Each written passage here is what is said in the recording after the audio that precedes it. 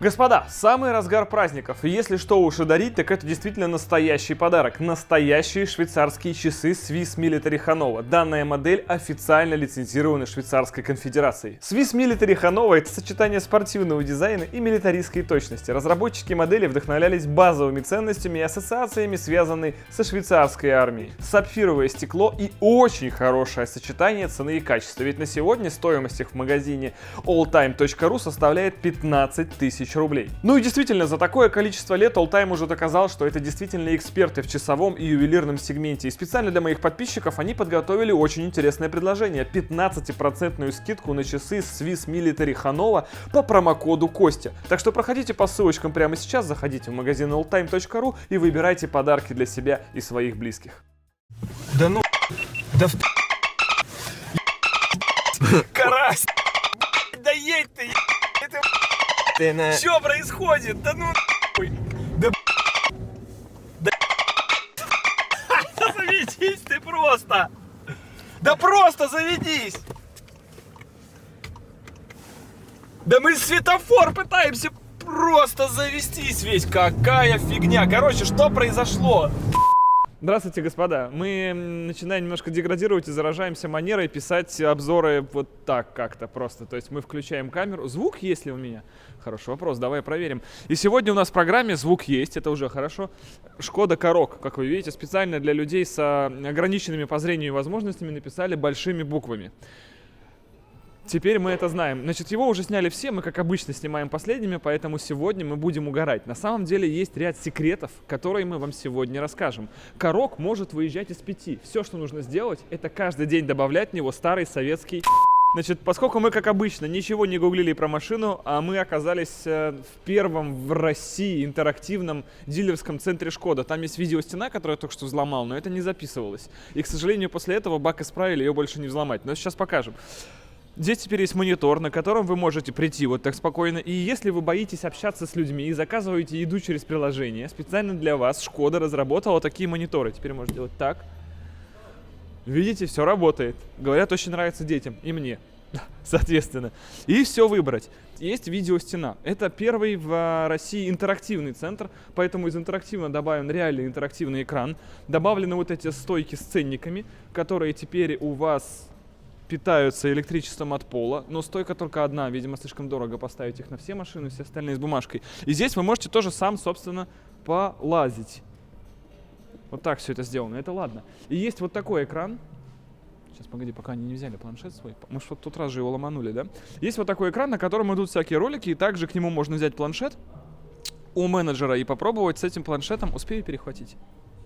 Нет, уже реально починили, реально, все, уже короче, ребята, взломать его не получится. Хотя, вот видишь, он даже видится здесь, смотри.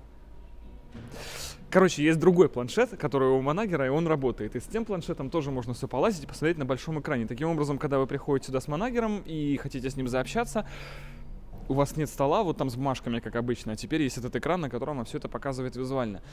Есть вопрос, который уничтожает любого дилера. Еще никто не смог предоставить нам подъемник, чтобы посмотреть ее снизу. Сможете? Серьезно? Это возможно? Точно? Никто еще не смог. Это же опасно, там же умирают все клиенты. Мы же на вас наденем. Land Rover только смог. Land Rover только один смог, и все. Сможет и Шкода. Тогда давайте сразу снизу. Короче, это та самая машина за 1 520 000, как нам сказали. То есть она реально существует. Нижняя комплектация оказалась не для сайта, не для маркетинга, как это часто бывает, мы знаем в Китае, да и во многих немцах на самом деле, когда есть машина за... кстати, как прикид? Так вот, рискнете за... Я здесь единственный в таком. Этого... Ну, мне так кажется, по крайней мере, по моему мнению. На самом деле нет, конечно, мы все понимаем. Но действительно можно прийти и прямо сегодня взять самый минимальный Karoq из всех, что доступно сегодня на рынке. Придется заплатить только 30 000 относительно сайта. А почему? Потому что зимний пакет стоит. Зимний пакет? То есть это все равно еще с плюшкой. Хотя в целом все говорят, что дорого, честно. Вот типа за 1 800 000, которая максималка там получается, что-то типа около того. А Кодиак у нас начинается от 1 000 000. И они же, получается, борются. То есть я могу купить Кодиак, который больше за те же деньги. Нет, это само собой, он будет беднее, но этого никто не узнает, когда снаружи машины выглядят практически одинаково. И там тоже будет 1.4, как я понимаю, в Кодиаке за примерно такой бюджет. Палочка, передний привод, и вроде как даже так в первых базовых опциях все совпадает. Интересно, но здесь сзади видим мы ту балку, на которую все бомбят. На самом деле в ней нет никаких проблем. Я знал, что пенсионер из Пензы недавно сделал так, что балка рулится лучше, чем независимая подвеска. Все, что он сделал, это каждый день добавлял в бак копеечный советский. Это же не подготовленная машина, не чья-то, не купленная, это прям вот с автовоза, как она вот даже еще и присутствует. Как мы видим, то есть это честная получается стоковая самая машина, пластиковый передний пыльник уже есть. Тормоза так себе, я бы сказал, немножко похожи на Жигули, однопоршневые, хотя поршень здоровый, но самые обычные, простые очень тормоза. Подготовка под полный привод в этом кузове, но вот похоже, что сюда встанет кронштейн под подвесной, глушак, соответственно, будет другой. Вместо балки в полном приводе, соответственно, будет сзади независимая подвеска. Потому что, как мы понимаем, к этой балке ты уже никакой привод полный не прифигачишь. Стабилизатор поперечной устойчивости дайте мне хотя бы. Нет, не дали. Ни внутри балки его нигде нет. То есть просто одна балка и все, даже без стаба. Тяжело ей будет на развязках. Прямо зад будет такой мяу-мяу-мяу делать, типа пацан, сюда иди. Две трубы выхлопа, одна из которых направлена аж под углом сюда, видимо, чтобы на скорости лучше залетало что-то сюда, не знаю, логика, но тем не менее она присутствует. Очень плоский глушак, видно, как его капец как заплющили туда в пол, чтобы он максимально пытался не торчать за бампер. Хотя в бампере сзади все равно присутствует некий такой плуг, то есть если вы поедете на Короге на оффроуд, вы кто, во-первых, зачем вы это сделали? Во-вторых, вы сюда нацепляете, безусловно, грязи немного. Но что сделано, опять же, чтобы это не отрывало? То есть бампер цепляет, плужит. Сразу за бампером находится усиление кузова, которое прям с ним заподлицо. То есть его будет отгибать, но не вырвет полностью. Интересный конструктив. И, соответственно, им было выше бампер никак не поднять, потому что здесь уже идет балочка. Даже не балочка, а именно элемент самого кузова. Антикор, антигравий присутствует полностью. Запаска, ниша, это все прошпилено полностью. Пороги в антикоре и в антигравии. Пороги, наконец-то, ура, они не сгниют. Дальше идет накладка, которая скрывает за собой. Я подозреваю, что здесь топливные, здесь тормозные, или наоборот, это уже не соль, не суть. Но оно есть везде, реально везде. Все, порог, все в антигравии, каждая часть в антигравии. Нет косяков здесь таких. Есть штуки, которые не в антигравии, они промазаны герметосом. Голову кузова снизу нету ни в одном месте. Это самое главное. Все, что может быть где-то не обработано, закрыто, как вы видите, собственно, пластиковыми панелями. В принципе, все. Снизу разобрались, сзади зад, если перефразировать на букву «Ж», собственно, даже без стабилизатора, что очень плохо. В остальном справились. Вот, до лампочки, да. Все, давай, мы пишем. Ты закрыл дверь, нет? Подожди. Жаль, давай. Поехали. Все, ништяк. Как тебе там, удобно, нет? Нет. Как нет? Ты еще на чем-то сидишь, что ли? Да, На чем ты сидишь? А, на детском кресле ты еще сзади. Вот это максимальный тест. Просто у нас. Ну и как, кресло удобное? Нет. Ну, конечно. Маловато, знаешь. Ну, ты переросток. Родился крупненьким. Ужас какой. В остальном же, господа, если не считать, что Владян реально сидит сзади в детском кресле, то, что первое бросается в глаза в Короге, что за наши 1.7, если мы сравниваем его с тем же Кодиаком, прочими конкурентами, он очень неплохо укомплектован. Больше всего, знаете, что меня шокировало во всем этом? Что есть Webasto штатная. Покупаете машину за 1.7, ну или предпусковой подогреватель, не знаю, может здесь Эбершпехер стоит, кстати, я не в курсе. Но именно то, что покупая машину за 1.7 всего, вы больше никогда в жизни не сядете в холодный салон. Вы можете всегда перед запуском его прогреть, нажав просто вот эту кнопочку. Это офигенно. Также есть кнопочка на приборке, которая запускает печку, если вы сидите в заглушенной машине. Вы можете, не заводясь в ней, прогревать салон, и у вас будет все шикарно. Это такие фишки по комфорту, которые добавляют вам удовольствие от владения машиной. Нереально. Подогрев руля, подогрев, естественно, сидений всех, и переднего, и заднего ряда, раздельный климат-контроль, Air Care, понятия не имею, что это значит, но так здесь, по крайней мере, написано. Что там не... шумоизоляция. Во-первых, есть шумоизоляция. Шок! Если мы возьмем Корею за эти деньги, я не уверен, что там она будет, а здесь она есть. Интересно, будет ли она здесь за минимальную цену. Дело в том, что, как уже и многократно, я забыл посмотреть налево, выехал на дорогу, фига, чушка. Господи. Ладно, мы живы. Это ладно. Такое редко со мной бывает. Извиняюсь, если что. Например, когда эта машина будет стоить 1.2, такое однажды произойдет, когда появится мотор 1.6 атмосферный здесь, и все будет очень так просто понятно нам, то, вероятно, шумоизоляция в ней будет такая же. Очень не хотелось бы, чтобы они это поменяли потом, и шумки здесь в минимальной комплектации не стало, потому что, по крайней мере, в 1.7 бюджете она здесь есть. Далее, самое главное, работает, ладно, адаптивный круиз-контроль. Движение по полосе, Сейчас, движение по полосе... Да, адаптивный круиз-контроль. Его надо сделать вот так, вот так. С 40 он не включится, я понял. И с 30 тоже надо чуть подразогнаться. Мы его выставили, оп, все, поехали. И я больше могу ничего не делать. И в полосе он тоже сейчас следит. Ну-ка. Ну вот перед полицией проверять адаптивный круиз, это, по-моему, самое дикое из того, что можно было придумать. Потому что если он не сработает, то... Ну, как вы прекрасно видите, он срабатывает. Интересно, он сейчас поставит нас на тормоз. Он встал, готов к троганию. Что произойдет, когда полицейские поедут?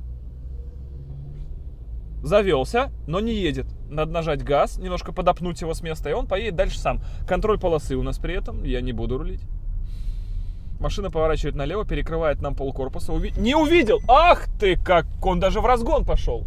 Сектор очко на барабане.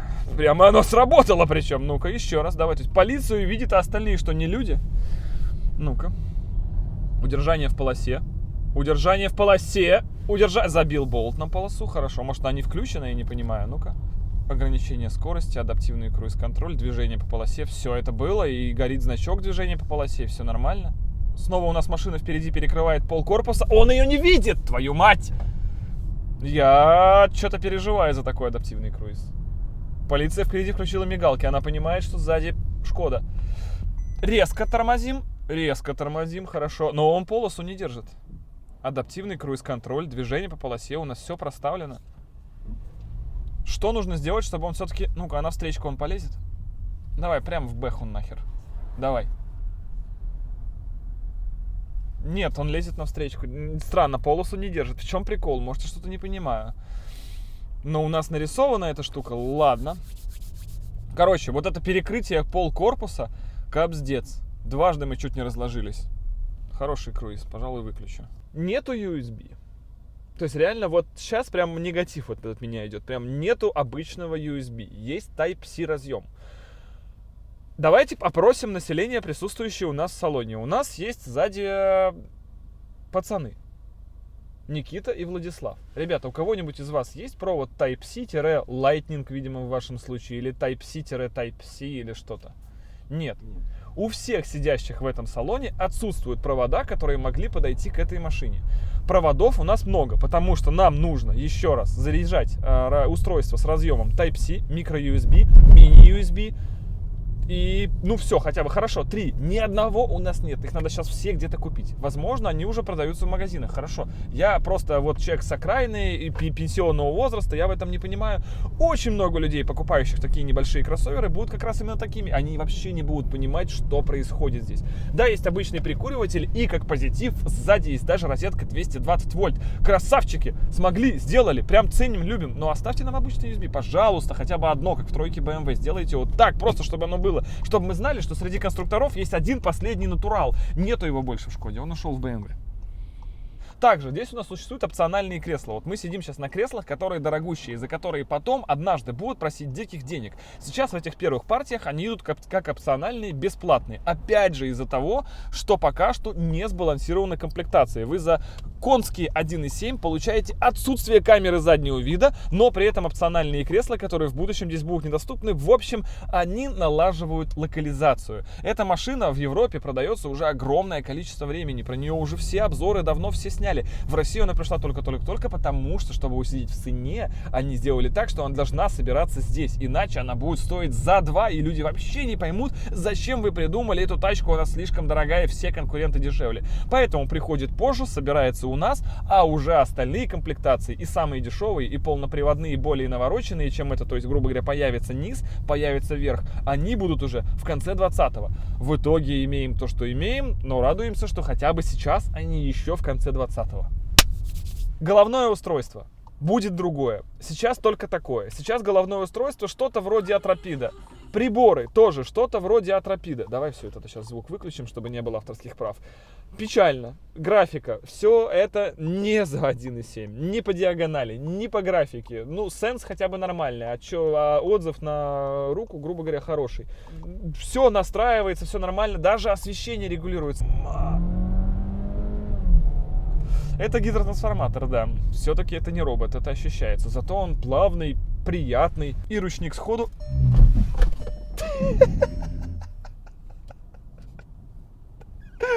Да, ручник можно выдернуть прямо на ходу, даже не нажимая педаль тормоза. При этом тормозить она будет не ручником, а всеми четырьмя в пол, а потом, когда остановится, выдернет ручник.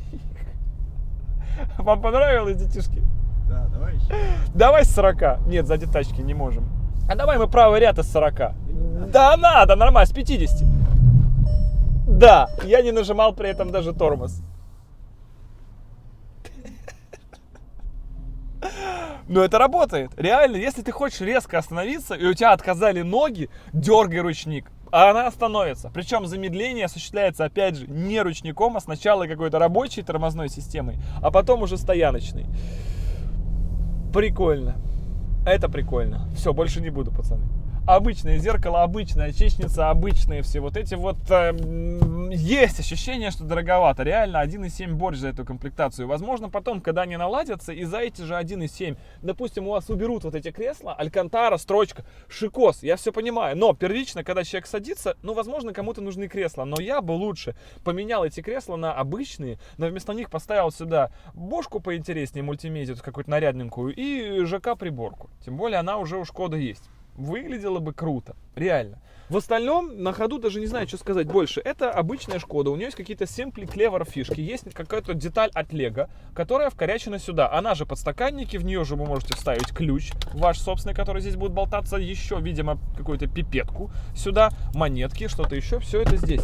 А подлокотника, вернее, как такового закрытого нет, что удивительно. Я думал, что я открою подлокотник, под ним какой-то бокс. Нет, подлокотник только держит ваш локоть, а бокс тут общий, над которым просто этот подлокотник нависает. Вперед-назад он может? Да! Опа! Закрыл! Ты смотри, есть даже возможность скрытно хранить здесь какие-то вещички. Вы делаете вот так, и никто не пропалит, что у вас здесь с собой старый, советский, копеечный.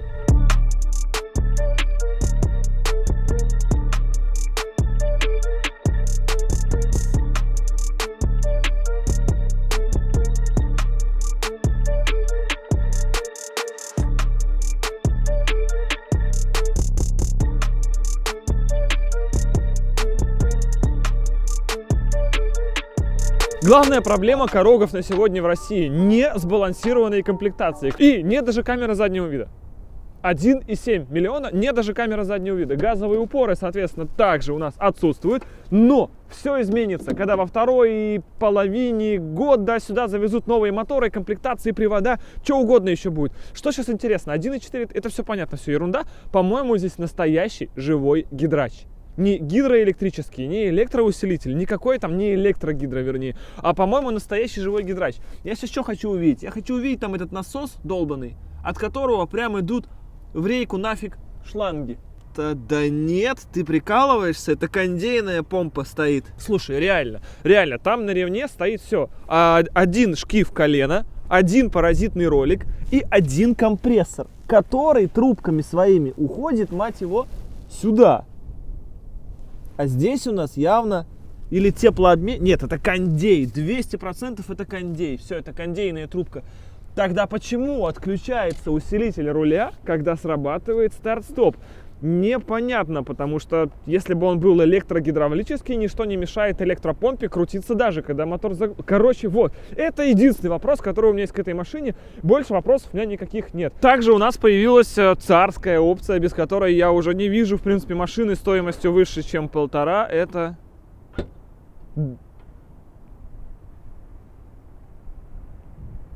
Это не то, что я думал, видимо, как-то я еще не изучил алгоритм этого работы. Как я и говорил, камеры заднего вида нет, однако привод уже у нас серво. А закрыть я смогу, если я уже отошел? Ну-ка. А вот, похоже, нет. Видишь, чтобы закрыть, нужно стоять возле багажа. Это ваговская, короче, фигня. Да, брелок-то моргает. И машина моргает, а закрывать не хочет. Вот это дичь. То есть, чтобы его закрыть, нужно физически стоять возле тачки. Даже не возле тачки. Давай попробуем. Нет, нужно стоять физически возле багажника. Красавчик. Да, ровно как во всем ВАГе. Гильотиновый тест. Неплохо, неплохо. Но тем не менее. Поскольку это Шкода, обязательно должны быть симпли-клево фишки всякие, как их, фонарик, когда плафон подсветки багажника, он же фонарик и прочее. Здесь их практически нет. Есть вешалка, на которой можно повесить кошку, ничего больше ростом сюда не повесится, ну или в крайнем случае какие-то вещи, типа пиджачок, что там еще с крючками. Удобно откидываются спинки с рычага, никуда не надо особо наклоняться. Естественно, повышенная надежность двигателя обусловлена идущим в комплекте литром масла в подарок. Да, если вы купите Karoq, вас приучают, так сказать, с младенческих лет, то, что посасывать она будет эту субстанцию с исправной постоянностью, видимо, это, в общем, много кармашков, розетка 12 вольт, есть, молодцы, ничего не могу сказать. И поскольку у нас багажник больше вверх, чем вширь, наблюдается этажность. То есть есть балкончики, в которые также можно распихать всякие вещи еще сюда. Допустим, вот тоже нашу фигню можно запихать сюда, и здесь же ее еще привязать и ремешком наверху. Все, на этом все заканчивается. Видимо, за все остальное нужно доплатить еще. Стопудово есть всякие аксессуары, как это обычно бывает у Шкоды, и все это самое главное закрыть. Чуть от тачки подальше отошел, контроль потерял. Все, вот так у них принято там. Само собой, да. Вот эта штука будет везде, во всех базовых Шкодах всегда у вас будет скребок для льда, интегрированный традиционно в лючок бензобака. Бензин 98, минимальный 95. Конечно, все будут ездить на 95-м, но все-таки то, что принципиально здесь основная жирная цифра 98, это немного смущает. Хотелось бы 76, конечно. Почему так произошло? Вот мы едем, остановились на перекрестке. Почему возникла такая ситуация?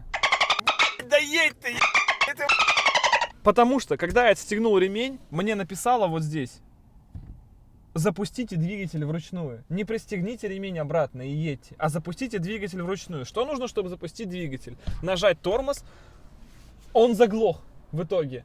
Теперь переведите селектор в P. Теперь заведитесь. Теперь едьте.